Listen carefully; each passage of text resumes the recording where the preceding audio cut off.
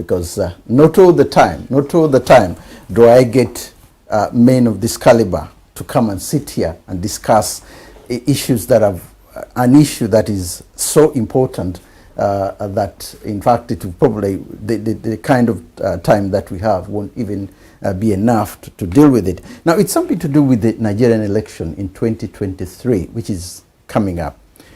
In less than 6 months, Nigeria goes to the polls to elect a new president to replace Muhammad Buhari. The list of parties and presidential candidates are all in place now, waiting for an estimated 80 million voters to make up their mind. Estimated, by the way, could be more than that. Now, who will emerge as the country's next president is everybody's guess.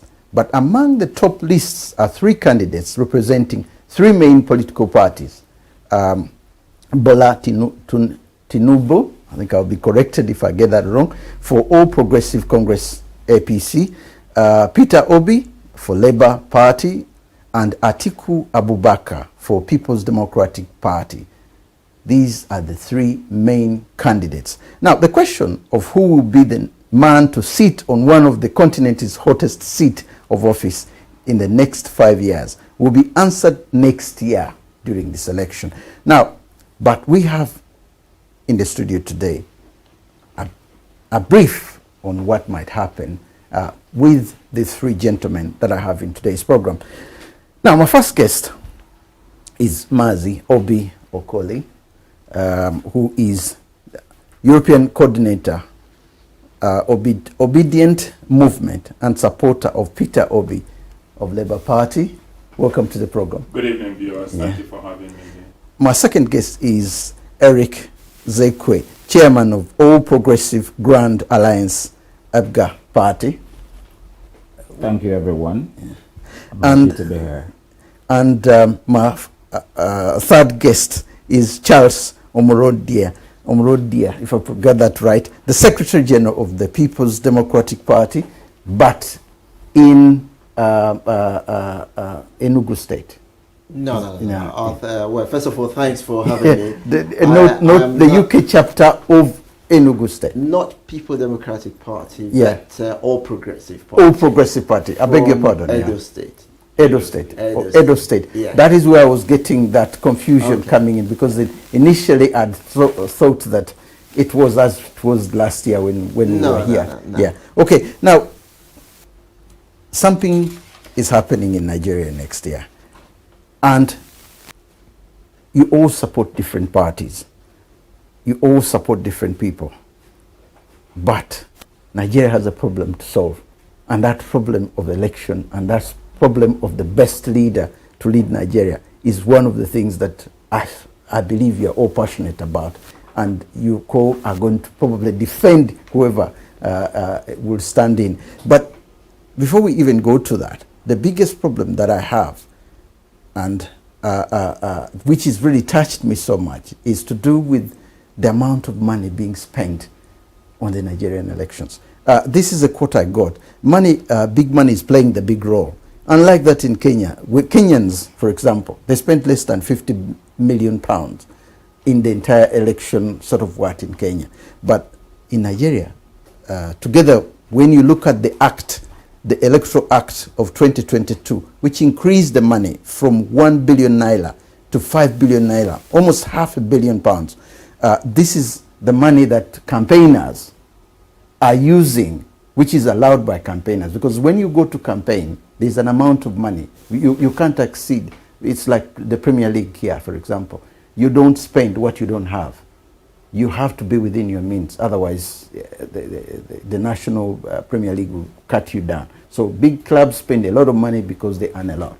Now, in Nigeria, it's different. So no poor person will lead Nigeria if it comes to the amount of money. What do you guys believe in this act, or they should have dealt with a cut on this? Because money is the key figure. You may get the wrong person because he has the money. Obi, what do you think? Thank you very much for having me. Viewers, I greet you with the sincere greetings of peace. In every society, you have law. Yeah. And you have rules and regulations.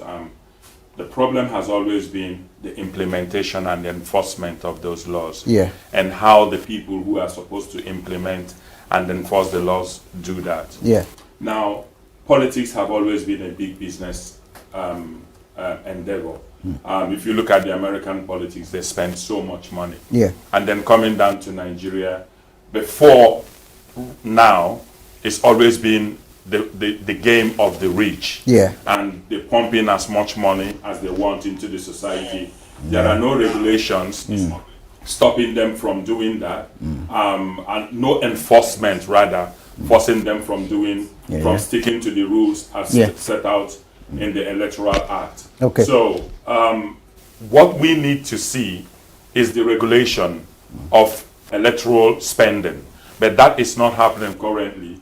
I believe that with our principal coming in as the president, we're going to see a shift from the default settings or the default practices that have been going on in Nigeria. Yeah. We're going to see a shift of pattern once our principal P2B comes in as president. He will change a lot of things, and it will not be business as usual. Yeah. Because, as you well know, the Nigerian people are behind our candidate, and we will definitely make sure that things begin to function the way they ought to be in Nigeria. Yeah. Now, the money, as you were saying, the principal issue, I don't know, maybe someone else has and can contribute this as well. Because when the Nigerian Electoral Commission increased the money from 1 billion naira that anyone can spend to 5 billion naira, you have been seeing what was going on in terms of those who want to stand for the election,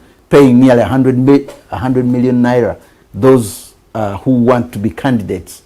I think this is with APC, those who want to be candidates, who have qualified. Imagine that amount of money. So a man who is poor but has very good ideas and hasn't got the money, he won't have a chance to lead Nigeria.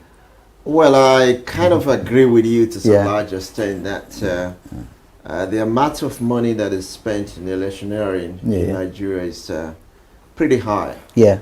But again, you got to understand the kind of a system of government that we're practicing. Yeah. The presidential system of government is very expensive. Anywhere in the world where the presidential system of government is practiced is pretty expensive. If you go to America, for example, the sort of money we're talking about in their primaries, in their caucus, it's nothing compared to what we're spending in Nigeria. It's even much higher. However, looking at the way politics is in Nigeria, and given the fact that our party in particularly want to ensure that people are given the opportunity to be able to participate and involve in the democratic process, it is something that is worth looking at to see how there should be a system in place to be able to checkmate the amount of money that individuals and parties can spend. Yeah. Because it tends to deter courageous young people and people who perhaps do not have the necessary financial capital to be able to finance themselves. Okay. And that in itself is something that is worth looking at. I think it requires not just the presidential candidates to be able to change that. Yeah. It also requires the federal house, the two federal house of assembly, to be able to initiate laws, to reform the electoral system. But until that is done, we have to work with what we have. Yeah. That is what is declared officially. Yeah. Unofficially, I can tell you that. The question is, are you in agreement with it? Because if you are not in agreement with it, then it's a question of, because when you're not in agreement with it, then there has to be ways in which you will change it. Because if you give the powers to the Electoral Commission, remember, there's corruption, there is everything. Are you in agreement with that, Chief? Yes. I believe the power should be given to the Electoral Commission. Yeah. It will help them to be more independent.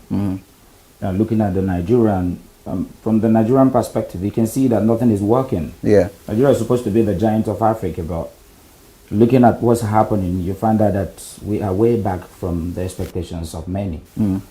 It seemed that the system was structured to fail. And all the while, the current government, with all the noise they made from 2014 to 2015 before they came into power, we thought there were changes that were going to come. But nothing has happened. Rather, they have multiplied the bad governance that we witnessed during the PDP era. They have worsened it. So there are a lot of things that are going on that the government has lost touch. And because non-government actors have taken up system of governance in Nigeria, how then can they implement most of the things you're saying? But because the president seems to have lost in translation. My biggest problem that before we leave this point is that when I look at the expenditures of governors, the governors, Solado, for example, who won, he didn't use a lot of money. He didn't spend any money. So if they can do that during the governorship, they can still do that during the election. Because the manifesto of my party, which is APGA, you understand me, is more people oriented. That is why Soludo called his manifesto People's Manifesto. He is coming to lead and to govern in the right way. You can see Soludo was voted in across party line. It wasn't just because of APGA. You understand me? Just like what's happening in Nigeria today. You find out that the best candidates we have are two in the current electioneering that is coming up. It is the Labour Party guy, which is Peter Obi, and the Professor Mahdi from APGA. That's the best two candidates. That point of money is the money aspect, there's no way it can be copped with the current government. It can't. The current government, no, they are corrupt from the fabrics. So there's nothing they can. They've lost touch. The president is like a man that is lost in translation. He is lost touch with governance. You find out that they are structured, they have cabals and structures who are ruling the system. Some people call them political bandits. For me, I think that's what they are. Because there was much expectation from Nigerians at the time of inception. And then we thought they're going to help to curb the excessive spending in politics and the excessive spending during the political time. But that has not happened. Rather, what they are doing is using the issue of delegates to share money. And then if you are doing your primary and you are able to corrupt the people who are voting you in already, how then can you now encourage INEC to give INEC power to be able to curb excessive spending during it can't happen unless it's voted with by the parliament. I think in this country where we live, there are regulatory bodies that looks at parties' political spending. And we can emulate this sort of gesture in Nigeria, regardless of whose party is in place. Because this goes to the fundamental root of democracy, which is power to the people, for the people, and by the people. If we are truly going to entrench democracy in our society, in our country, we need to be able to encourage people who are perhaps not as well off to participate in the process. Can't that come through the constitution? Because what is happening here, before we leave this point, is that the Electoral Commission made the changes without a parliamentary or a senator kind of what? Because when I was reading about it, I said, how do they suddenly increase the expenditure? The point you need to understand is that the constitution you're talking about is flawed. So you can't get better out of worse. So the constitution of Nigeria as it is needs to be completely reviewed, updated, and the people need to be consulted. The entirety of Nigeria needs to be consulted to say what sort of people-oriented constitution do we want. So what you are saying is getting the best out of the worst. It's not going to happen. It won't happen. Now, the regulations are there. INEC knows this regulation. But at the enforcement level, it's difficult. And this is the same thing that goes across all the entities of Nigeria. There are no regulatory enforcers that can say this thing is wrong. Let's move with this one. They can't, because everybody has a price tag. All right, I understand that point. Now, I want us to move back in what he said. I wanted to bring a point in. Some of the regulation he said, because the constitution is not functioning, is not working. They have some regulatory bodies and some acts like EFCC and all the rest of them. They were meant to curb money laundering. Yeah. And they're meant to arrest some of these politicians. They haven't done that. They haven't done that. The man in question was even arrested for fraud.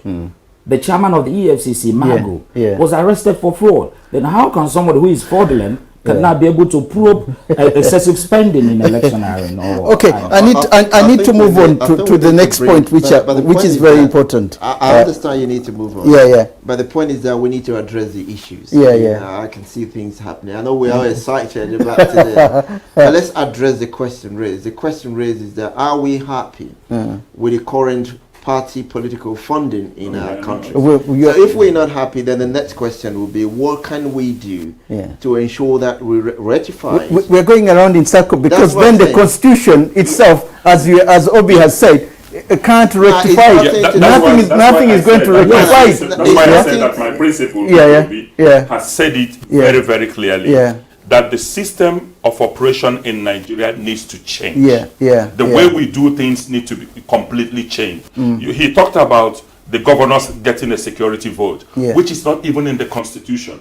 He's highlighted the deficiencies in Nigeria. And I believe that if he comes in, he knows about these electoral laws. He knows that these things are not being enforced. And it is his responsibility, once he comes in as president, to deal with the defects in Nigeria. It will take some time, but definitely we will get it right. No, hang on. I need to correct this. He's an executive president. We have a legislative arm that make laws. So it is not his responsibility. When you have a good man in power, things begin to function correctly. But all agencies will understand. He must still find it difficult. He must still find it difficult to put his manifesto and everything that he wants to put in place. He will find it difficult if he doesn't deal with the others. If he doesn't unite with the others to make sure that the changes. There will be challenges. There will be obstacles. But how can you be a good project manager? You identify the defects. You mitigate against the defects. You isolate the defects and deal with them. That is what is needed. We need a presidential project or program manager. Somebody who understands how to implement things and deal with the defects that come out of it. Nigeria has to be run the way a complete project is run. That is the truth. Now, Obi, I want to move away from that point a bit. Otherwise, we may be discussing that the whole night. Now, Peter Obi, Labour Party, withdrew from PDP primary and could do an alliance with the PDP, and then it could do, there's already alliances with the People's Remediation Party, the Nigerian People's Party, NNPP, National Rescue Movement, Nigerian Labour Congress. All these parties have come up under Labour. They might not be big parties, but they've come in under Labour, under Obi. Now, the problem that Obi might have with this alliance is that once he's in office, if at all he gets in, then the alliances start saying, this is what we want. This is what we want. Won't he have that bit of difficulties? Because it happens always with alliances.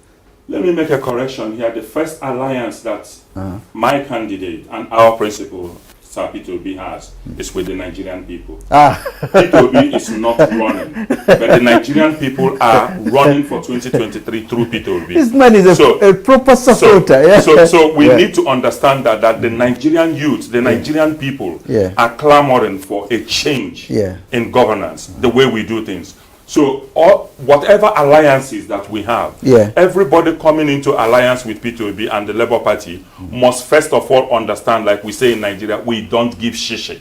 We are coming to fix the defects of Nigeria. We are not going to do politics as usual, where you think that by coming into alliance with us, with Peter Obi, you're going to be giving something as, you're going to be giving a soft part to corruption. No, we are coming to fix the wastage, the monumental wastage in Nigeria, because the Nigerian people have suffered enough. They want to see good governance. They want to see hospitals. They want to see good roads. They want our children to return back to school. So we are not going to be a wasteful government. We are going to be a prudent government that will be accountable to the people. So our first alliance is with the Nigerian people. And you can see across the globe the euphoria and the excitement and happiness by the people for P2B's candidacy, and the people are running the campaign themselves. Okay. I was in a meeting with P2B. He has not given us money, but you cannot. There's no money to spend. But have you wondered where are people generating the capital to run the election? People are running adverts on their own. The party is not spending money, and by the time the accounts are created and you go crowdfunding, you will be astonished how much the market woman, the corn seller, the mechanic, the shoemaker by the road will contribute to the campaign. Listen, Obi, your namesake is probably doing a very good job as well, but at the end of the day, Nigeria being what it is, I want to hear the opinion of ABGA, for example, and PDP, APC, sorry, over this issue, because if these alliances, because somewhere along the way, the biggest problems that always exist within alliances. Something sometimes doesn't work out. Do you see Peter Obi, regardless of the support he has? Well, alliances are always welcome in any political platform. Across the world, we have alliances. We know that alliances are more difficult to manage. We can draw influences from places like Germany, from Israel. You see good government falling apart because of the fact that the alliances are not able to agree on even mundane issues.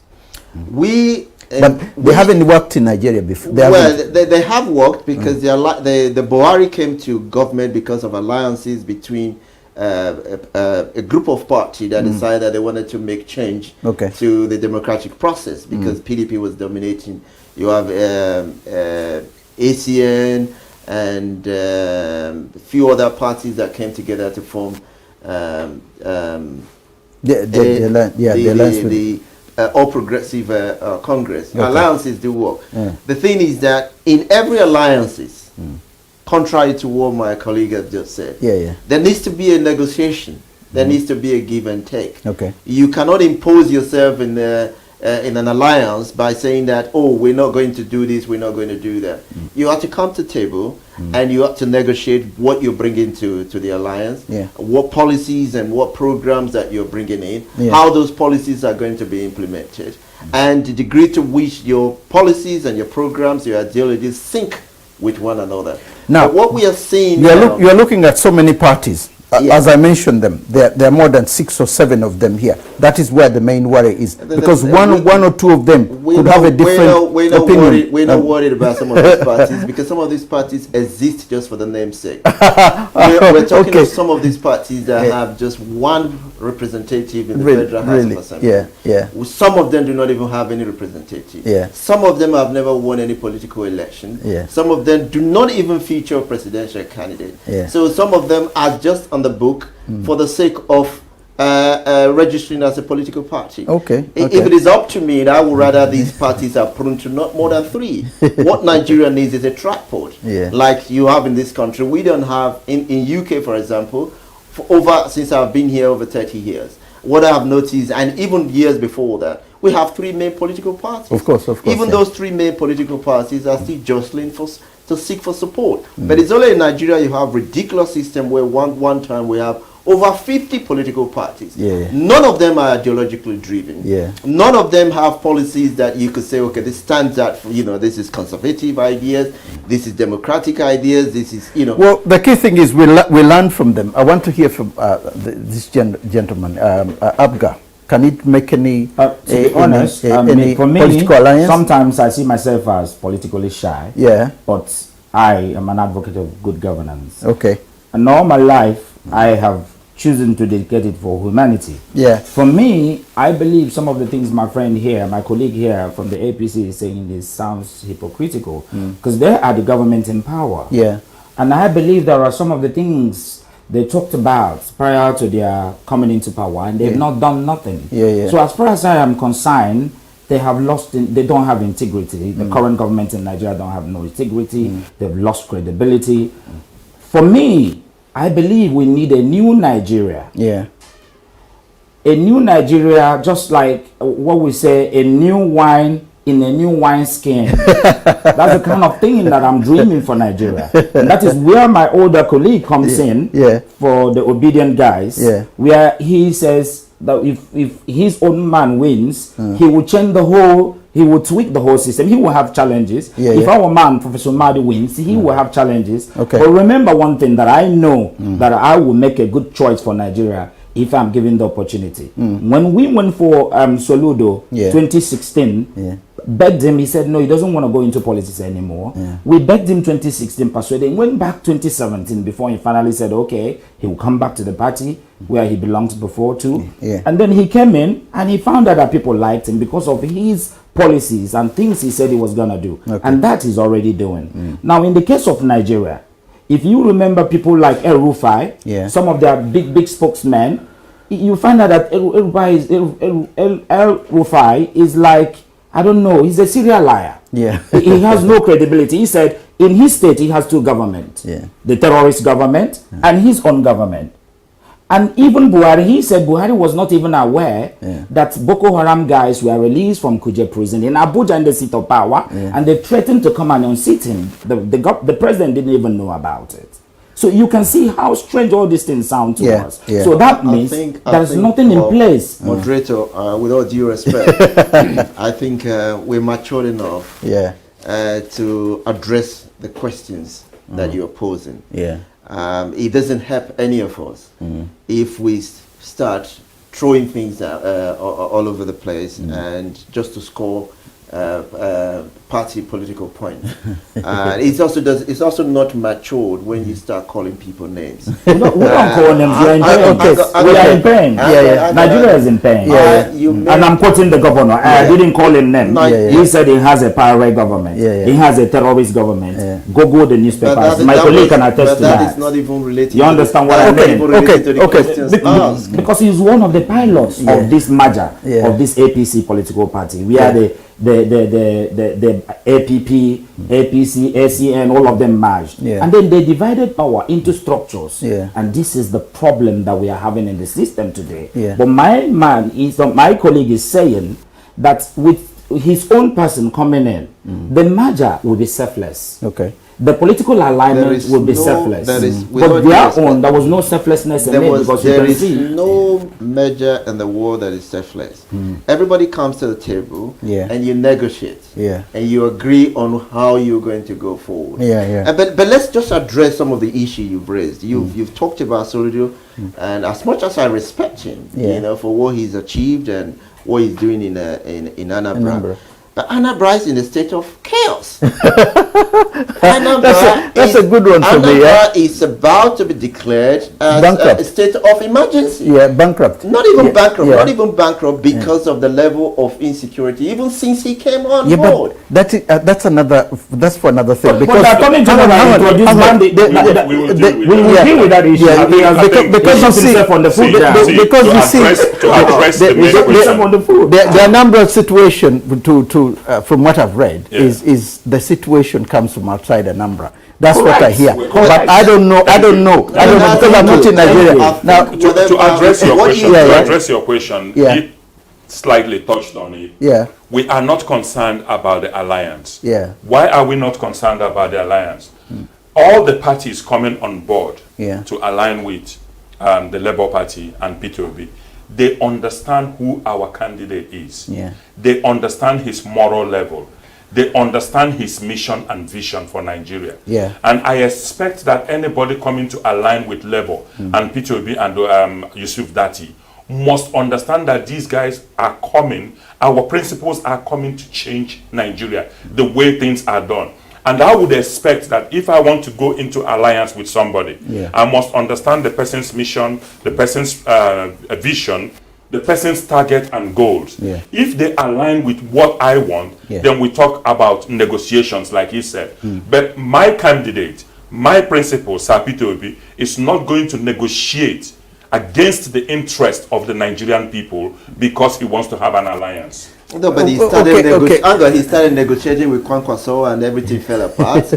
Did he negotiate on behalf of the people? No, he was negotiating for himself. Another thing. Can I come into what you said about Kwankwaso? Give him a minute. Because you see, to come here and give the impression that you have one superhero who, as soon as he becomes president, everything changes overnight is fallacy. It's completely ridiculous. Well, let's look at Rwanda. Well, Let's look at some well, African countries. well, Look at what happened you have recently to in look at the Kenya.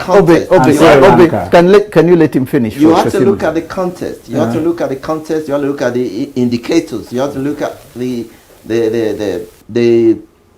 factors that play out in any particular country before you can draw influences. Rwanda's situation is different from Nigeria's situation. Rwanda just emerged from a war and they needed reconciliation, and they were being helped by the Western world, and other people wanted that country to be successful. Yeah. So can I ask you a question? Can I finish? So can I ask you a question? So that do it briefly, because the question I need to ask you, were you around when Idi Abu was Of course I was in power? Of course I was. Did you see this significant change But the moment Idi Abu came into power in Nigeria? I saw it. Beautiful. Yeah. So when a good man is in power, the people rejoice. Idi Abu was a dictator. Was a military dictator, and because he was a military dictator, he could do anything without being called to questions. We have a democratic system of government. In a democratic system of government, there are checks and balances. Obi cannot get up one day and start doing things the way he wants. There are systems in place. He cannot become the legislature. He cannot become the judiciary. He is the executive arm of government. Yes, the biggest problem we have is that you are even thinking about alliances. Obi programs does not even align with the Labour Party vision. You know? How do you know that? Obi is going one side. Of course, I have listened to it. Have you read the Labour manifesto? I have read the Labour manifesto. Even the Labour Party called Obi to order, saying that what you are doing and promising is not aligned with our ethos. I want to jump out of this for a second, because this is a very important question. Nigeria is going through a recession, and I picked this from one of the Nigerian newspapers, written by one article anyway, and I'm quoting: "The country has been in and out of recession for the past 7 years. And Naira is trading at almost 600 to a dollar at a black market level. The financial implications of the elections could put a strain on the economy that has hopped in and out of recession," according to Nigerian director Idoyet Hassan of the Center for Democracy and Development, CDD. President Buhari was advised to postpone the elections to 2024, but he declined. Could this have an impact on the outcome of the results as in 2019, when few people voted because of poverty, because of other? Could there be an impact in 2023? No, there can be. So Idayo Hassan is wrong. Because financially he sees the economical situation in Nigeria. Nigeria is not in recession. Nigeria is in comatose. What is that? Nigeria is in coma. Basically, Nigeria is flat. The highest currency in Nigeria cannot buy you a loaf of bread. 1,000 naira is the highest denomination. It can't buy you a loaf of bread. That is beyond recession. So what we are talking about is looking at Nigeria where it is today. APC should please withdraw from the race, because where they are currently, where they have brought Nigeria to, the Nigerian people are dying. Right? You're talking about the economic situation we have in the country today. There is no economy. You're talking about dollar to naira. It's not existent, because the black market dictates everything. Of course. There is no physical policy in place to checkmate this so-called inflation. So what we look at is, we want to have an election by 2023. An election that we pray should be free and fair. What do we mean by that? An election that will afford and give the Nigerian people the opportunity to choose for once in their lifetime who should govern them. And we believe that in a free and fair election, my candidate, Peter Obi, will win with a landslide.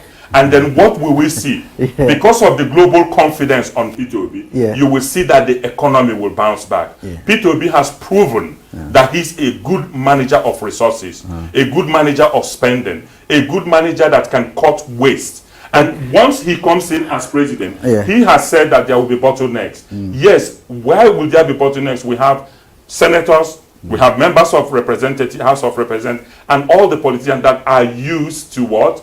the fraudulent system that they have been implementing for over 60 years. It will take time. Peter Obi said, I can make sure that electricity is provided to Nigerians by 3 years. This is my estimate. 30,000 megawatts at least, that the Nigerian people can. How much will that cost? Can I come in on the decision? I want to give somebody else a chance as well. APC has been in power. And it can talk of its own record and what is expected. They have no record, but let's give him the opportunity. You're coming. The question you ask is about the economic situation in the whole country. In the whole country, as sad as it is that we're going through some serious financial or economic problem in Nigeria. But this is not isolated to Nigeria. In this country where we are talking about crisis, financial crisis. We're talking about people not able to afford 3 square meals in this particular country. We're talking about energy crisis. We're talking about inflation skyrocketing, even to the extent next year everyone is sort of thinking how to stimulate the economy to ensure that the people who are least well off will be able to survive. But this is a situation which has not been on for the last 7 to 8 years behind. Well, what is the definition of the Buhari situation has been gradual, because as this gentleman explained, Ido Hassan, it's been in and out, which means there were things which are not going right. That's right from the beginning. Everything you've said, with all due respect, needs to be put in context. Of course. Which period to which period is he alluding to? As much as we want the economy to be improved, which we have policies and programs that will improve the economy. In the like of Bola Tinubu, he's an accountant. He's very savvy when it comes to finance. Unlike Peter Obi that he's referring to. If I open his record, you will be amazed. Of course. This is a guy that did not invest in anything over the 8 years time when he was governor of Anambra State. This is hang on. Let me show you the record. Let me give you the record. He did not pursue any infrastructural development in Anambra State throughout his tenure of office. All he succeeded in doing was that he said he saved some money. In a developing country, you are supposed to invest in income generation infrastructures, not to go and save it in some place, some sort of interest. That even if you look at the interest that would have yielded from 2008 when he left government up to now, and looking at the rate of inflation, whatever gains, hang on, please, you don't, with all due respect, let me finish my point. Whatever gain that he would have got would have been eroded by inflation. Now, I want to give this guy, this gentleman from Anambra. No, I'm not from Anambra. Sorry. You can call me Agba. Hold on. You can call me a representative of the masses right now if you want to. If you don't remember my political party. Agba. Now, I want to say something about the recession. The recession is self-inflicted. Yes. Now, I want to say this. Buhari was used as a tool. At the time Buhari was coming into power, I don't think he knows what he was coming to meet. Because it was not a military government. Buhari is not democratic in nature. Just like he said, that's why I said he keeps shooting himself on the foot. When he said about Idiabo, it was Idiabo and Buhari. You understand what I mean? So Buhari thought it was going to be the same thing. When he came into power, he saw everything was just there for him. You understand me? First and foremost, what first thing he did was to leave the country for 90 days. Who left his country? He did not appoint ministers for 6 months.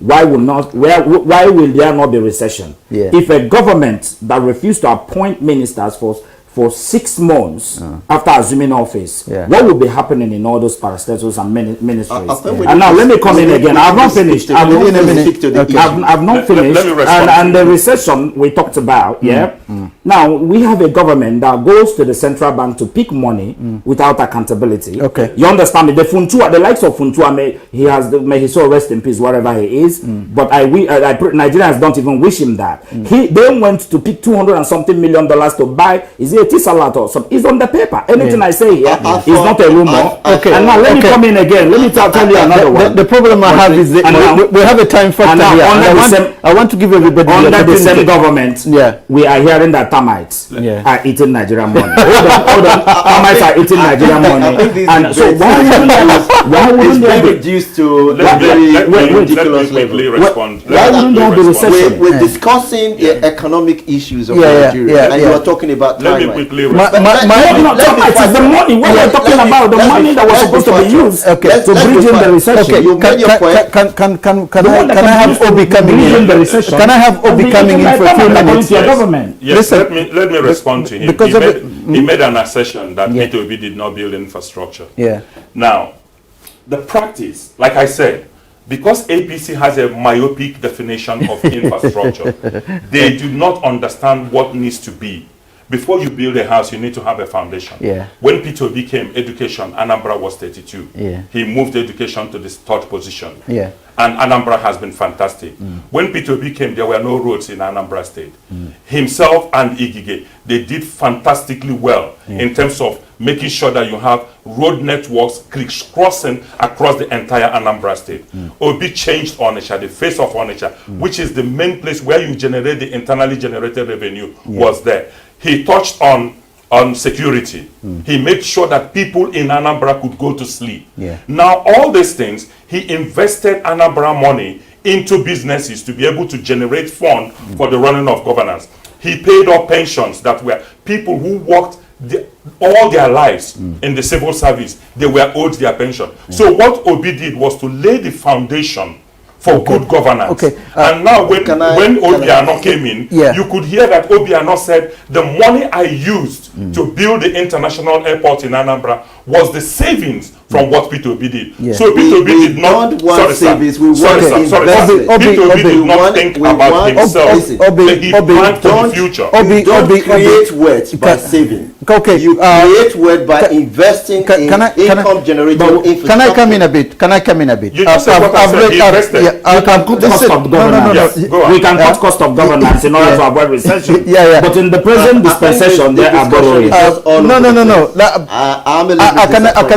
I can understand what you are saying, and I think there is a bit of wrong interpretation from A to B, because what he did, from what I've read, I'm not I'm not against him or anything. What he did was, as he's trying to explain, trying to invest and trying to, and some people didn't like him because of that. Because when you are investing, it's not what we're saying. Hang on a minute. It took 8 years. We're talking about 8 years. Because 8 years is enough for you to transform any economy if you have the right person in place. You see, sometimes a lot of people levy blames on just the federal government alone. They fail to realize that the state governments are also managing the resource of our country. You're talking about Peter Obi. Until recently, was a member of the same PDP that you are now criticizing. Until 4 years ago, he was the vice presidential candidate of PDP. What has changed? What has changed is the mentality and division. No mentality has changed. It is just a case of an old wine in a new bottle. that is the case. It's a case of an old wine in a new bottle. Let me give you some statistics. I want to give. Before you do that, I didn't come here to be shut down. No. To be shut down. I need to be able to make. I'm hearing. Here you are plugging. I thought we're coming here. People in the diaspora were having a mature debate. Of course, and we are speaking to the issues. And each time you ask questions, my colleagues are not addressing the issues. They are trying to score party political points. That is not a way of having a mature discussion. For example, Peter Obi, you are saying, throughout his 8 years tenure of government, he did not employ one single teacher. Really? Fortunately, it's on record. For good 13 months, we have 13 months of strike of doctors in his state. But he was paying for those who were there. He was paid. This is the idea. But he didn't pay new one. How do you then? I want to give this gentleman a chance as well, because I'm gonna color this whole thing a little bit. because Peter Obi is a product of Abga. Yeah. During his time, he was an Abga. During his time, he was an Abga man. Really? You understand me? You have proof of that? Because the man in question is replicating what Nigerians are doing. Because what he's doing now is to paint a lie that looks real. now, the truth is, Peter Obi handed over education and schools to missionaries. He provided the fund and the money during the Abga government that he was under. He provided the fund. Google it even as we speak. He handed over education to them. He was able to restore education.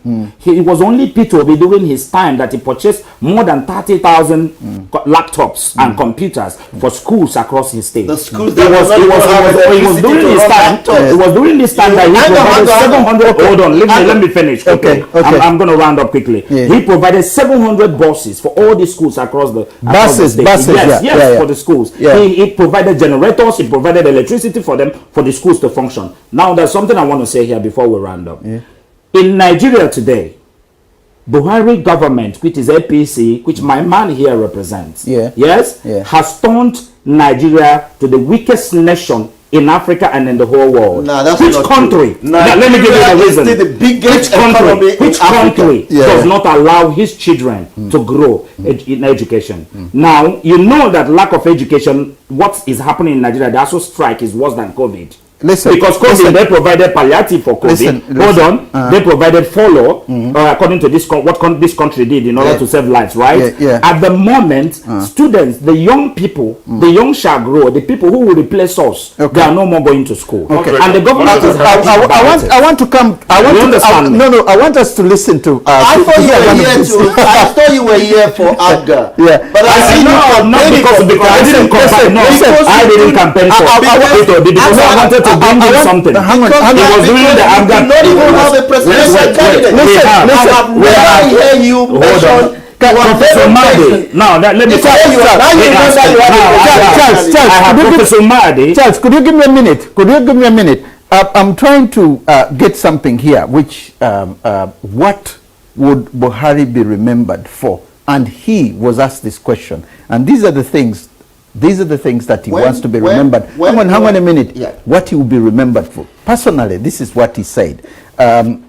He counts his achievements as succeeding against terrorism in the north to a certain extent, not all of it. Then he said securing the return of previously looted public funds from abroad. He says that's another second achievement. Increasing the minimum wage, that's another achievement. Who is saying this? Hang on. This is Buhari himself saying. Buhari. Hang on. Yeah, he's being quoted, and he says education reforms. Which education reforms, and then inclusion of women in government. Are these things right? Did he do this? I want to hear from Charles. Because before we go anywhere, because he himself said this, he wanted to be remembered for this. You've done your research, and you're quoting from a valid empirical supported evidence. So I cannot refute those sort of evidence that you're putting before me. But I think it did. Maybe you can add on. Is there something else you might have forgotten? I think he did a lot more. He did a lot more. He was able to keep the country together in time of serious crisis. Unlike Peter Obi. Peter Obi was shooting his own people. Now we've heard about the. Let's go with the achievements because when you go to Peter Obi, I'm going to give you a minute. I'm going to give you some time. iPod, which is supposed to be the final representative of the Igbo people, are condemning Peter Obi because of what he did to the iPod agitators. Now he brought in the federal government. He brought in the police, the South, to shoot his people, and those people ended up. Is it Agu River or whatever that Now, before we go further, what are Buhari's failures? Because obviously every political leader has when you are writing the man obituary. No, because you see 6 months. This man is smart. You still have 6 months. I know, but you see, we all have both. We have. He came in. He came in to inherit an economy that was bastardized. at the time he came in, this is okay. I'm listening. The price of oil was under $30 per barrel. Okay. And as of that and how much is it now? Well, now because of the crisis that's happened in the last 6 months, the price of oil has gone to around between 90 and $105 per barrel. Okay. But that is because of the crisis in Ukraine and Russia and Ukraine. Okay. These are short term. Now, can I have Obi? Can I have Obi coming, because we're rounding up the program. We have less than 10 minutes to go. Yeah. I came in here as the European coordinator for the Obedient Movement. Okay. And I'm here to talk about my candidate. And to present the good, the bad, and the best part of my candidate to the people, so they can make an informed decision. All right. My learned colleague here has not even mentioned his presidential candidate, Bola Tinubu, who has nothing to offer the Nigerian people. Why would you say that? Why would you say that? No, let's hang on. Charles, you've dominated this. Charles, let's see. I gave you the opportunity. Please, can you give him an opportunity? Ahmed Tinubu presided over Lagos State economy. So can I finish? Go ahead.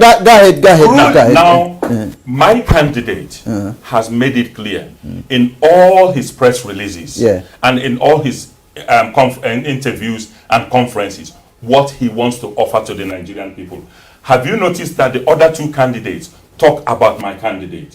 Because he is the one who has come to give the Nigerian people a manifesto to say, this is why I am running. Peter Obi, have you ever heard him your manifesto? I'm coming. No, what is your manifesto? You don't have one. Have you ever heard him talk about the other two candidates? Because he is not focused on them. He wants to address the Nigerian people. He wants to tell the Nigerian people what he will do to make sure that we move forward. I want to give him the opportunity. Give him at least 2 minutes, because it has nothing to listen, we are coming towards the end of the program, and I want him to give it. My man here is playing some smart games. When he says something, we try to disprove it. He says we are digressing. When I spoke about the recession, things that cause recession, he was trying to counter me. What are the things that cause recession? No, Charles. Hold on.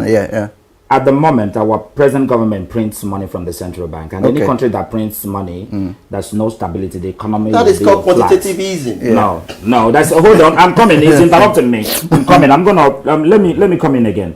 He thought I was practically supporting P2B because P2B and Professor Umadi come from the same wine bottle. But you have hold on. Just allow me. I said they come from the same wine bottle. You know why I said that? Because it came. I just realized that during the time he was talking about condemning P2B was an African man. And in order to protect my party, I have to defend that particular time P2B was in power under ABGA. That's the only reason why I interrupted. So it wasn't as if I have left my candidate to preach the P2B agenda. But let me tell you the truth. P2B has the same vision as Professor Umadi. That will be horse trading in time to come. P2B might submit to our own Professor Umadi to fly the flag. They might match, our own might do the same. But the truth about it is that today, Nigeria is in comatose.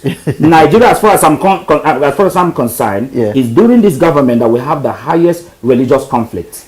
Listen, I'm listening. And they have chosen Muslim tickets in order to worsen it. So I'm looking at Nigerians. Even what you I'm looking at Nigerians to look at PDP and APC. Someone described them to be an apocalypse. If for any reason any one of them emerge. Listen. I just want this thing won't end. Listen. Listen. Allow him to get away with what he does. Listen, because I need listen. That is preposterous. Charles. We live in a country. Charles. I came in here thinking that. No. I understand what you're coming. Charles. Absolutely. No. Don't be disappointed. I am disappointed. The problem is we have very limited time. I understand that. And I haven't even asked anything about iPod and the Yoruba lands and all that, because those things were part those things could contribute to the election, to who wins and loses the elections. I just want to say, listen, guys, we can never reach a compromise on this. It's not about compromise. It's not about compromise. I think the whole Charles, I have to say that I just have to thank you guys for coming on today's program, and I do wish I'll have you back again maybe next year or before next year to discuss this, and I think we have more time to discuss this issue of the election, because it seems you're all very passionate with it, and that is very good, because it shows you're all interested in making sure that Nigeria becomes the nation that does not only serve Nigerians but serves the whole of Africa. And I like that. Keep up the passion, because when you keep this passion up, this passion will make you mature into politics. This is what has happened in Kenya. It is what happened here in the UK, and it happens everywhere around the world. When people show the passion, eventually they come to a compromise. And I'm definitely 100% sure a compromise somewhere will reach, whether we believe in an individual or not. Somewhere along the way we'll find room for it. Thank you very much for coming to the show, and thank you very much for viewing us. And I do hope that we'll be together again next week for another edition of Africa Speaks. Thank you and good night. Thank you for having us. Thank you. Pleasure. Thank you. It's my pleasure. To Old Kent Road, London, SE15 1JF.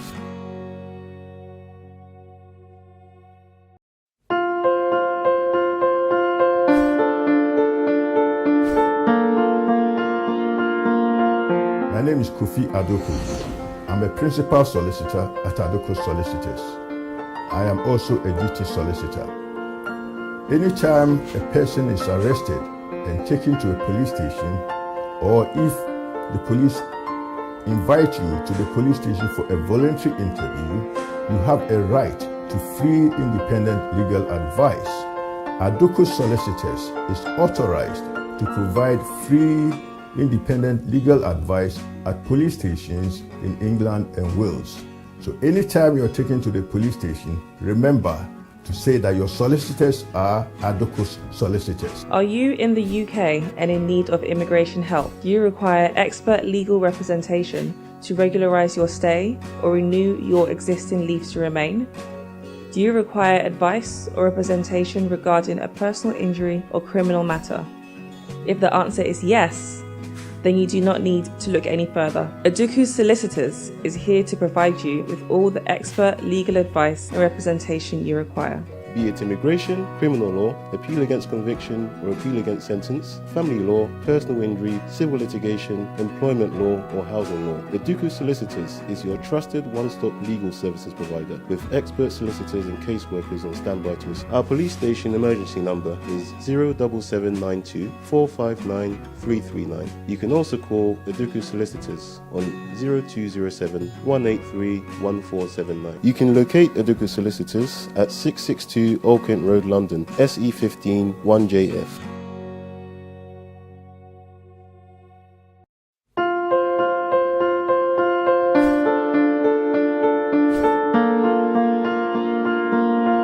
My name is Kofi Adoku. I'm a principal solicitor at Adoku Solicitors. I am also a duty solicitor.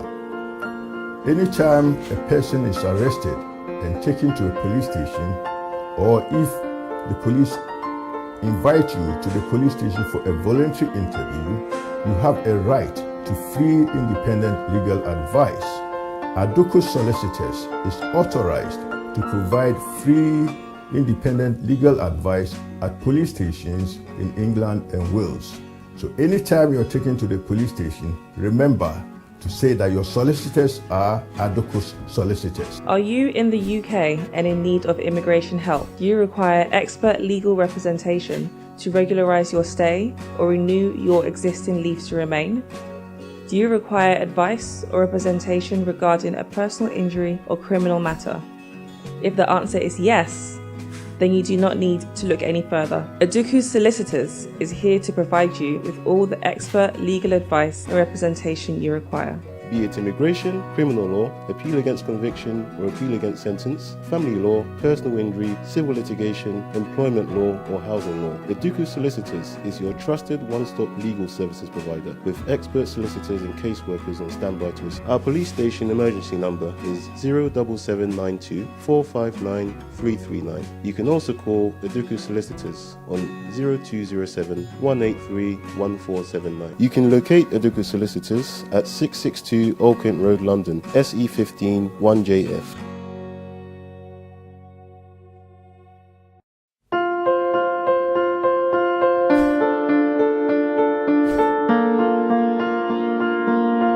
My name is Kofi Adoko. I'm a principal solicitor at Atiku Solicitors. I am also a duty solicitor. Anytime a person is arrested and taken to a police station, or if the police invite you to the police station for a voluntary interview, you have a right to free independent legal advice.